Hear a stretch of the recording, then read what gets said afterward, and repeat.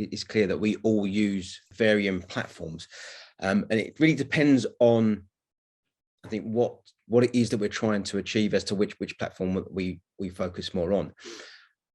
However, there is a consistent theme on all platforms that I think can be capitalized on when using either photography or video, and that is all about building a community.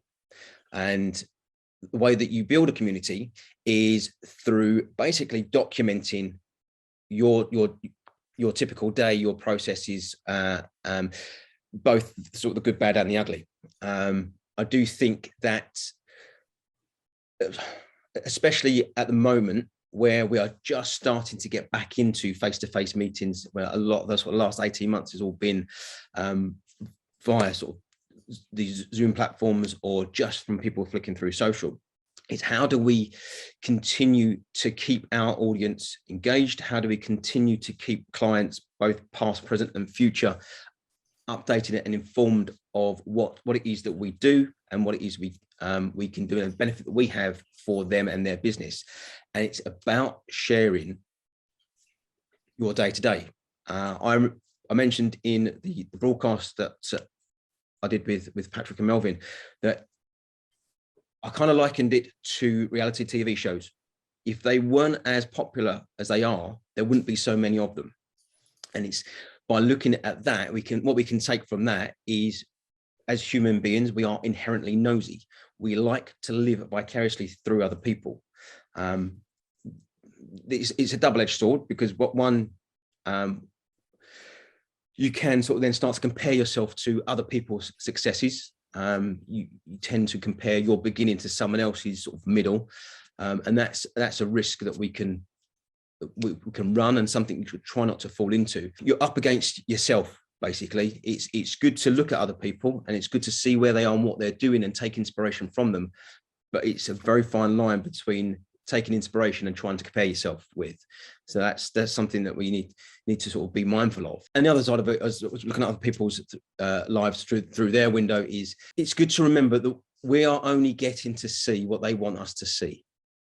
Most people will only show you their successes. They will never show you their failures. And I think that's something that people need to start capitalizing on, because there is so much content out there of people displaying their successes.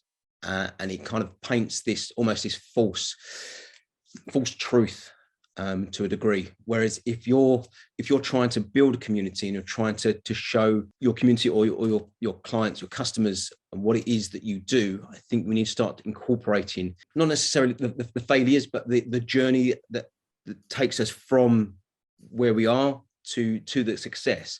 And I think by sharing those downsides as well, it just tells a complete story. So when you get to that final point, that success, whether that being the signing of a new contract or the completion of, so for me, I would document the beginning of let's take a product shot, for example. So I will show the final image, but I will also document and show the stages that I took to lead up to that final image. That final image is my success, and then I share the journey of what I did, including the adaptation of whether or not I need to move some lights or incorporate different things to get that final image, including as well the snippets of the editing process as well. So I literally share the entire journey. I bring everybody along with me. There are going to be people who just want to see that final product, and that's all that they're interested in, and that's absolutely fine. But there are also other people who want to know and learn how to get, certainly from my perspective, how to get from the concept to the final product, and I bring them along on that journey. And by doing that, I'm positioning myself almost as a leader in my field and as an educator, and people then turn to me to not only see what I can produce, but also to learn from my mistakes and my successes, and to see sort of how it's done. So it's almost kind of, I'm introducing a different sort of stream to what it is that I can do.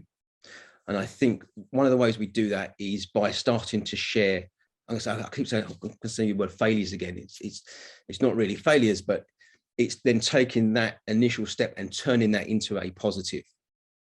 And by building that community, you then start to have people engage with your posts and your content, who then can throw ideas to you. So for me, I'm very much a sort of an introvert. I tend to spend a lot of my time on my own, being that sort of the photographing, the video, plus the editing. So I'm very much of an introvert personality. I do have the extrovert traits. So whilst I will sit there and I can quite happily take a concept and produce something complete, it's always good to be in a room such as this, talking to other people, because there's things that you say, not necessarily even within the same field as me, but it's things that people say, you sort of think, yes, and it sparks something. And I think the idea is, especially because the majority of my time is spent alone, by building that community and having people engage, it then starts to bring in different aspects. We can't know it all. The good thing about a creative mind is we can all take one subject, one object, a phone, for example, and we can all produce something completely different on that one product, because we all think of things differently. I think it's good to sort of start to bring people into what it is that we do, and we do that by sharing absolutely everything. And like I say, not a lot of people that I've seen are capitalizing on that aspect of it. It's all about showing the shiny.